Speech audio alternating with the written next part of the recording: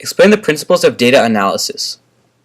The first principle is that process is a way of thinking, not a substitute for thinking.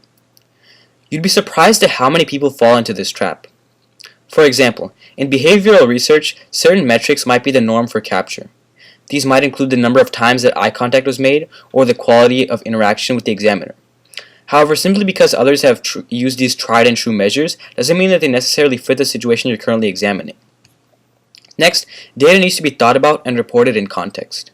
This is a pet peeve for a lot of business people. If someone tells one that 1.5 million Americans were out of work and at some point during the Great Depression, you may think that it's terrible, but don't really understand what this means because the fact was not put into context.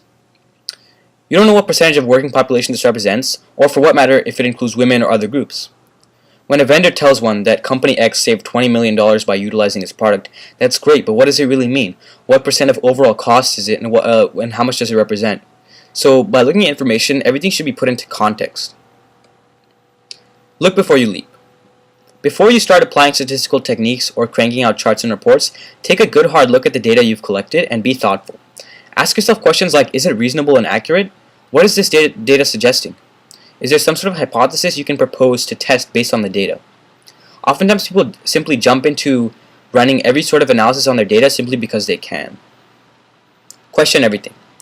If you're using the results from someone else's analysis to build upon, you need to question how they got the results. Did this analysis make sense? How big was the sample?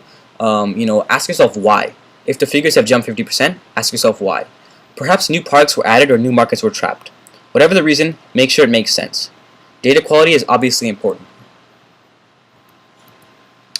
Do a gut check.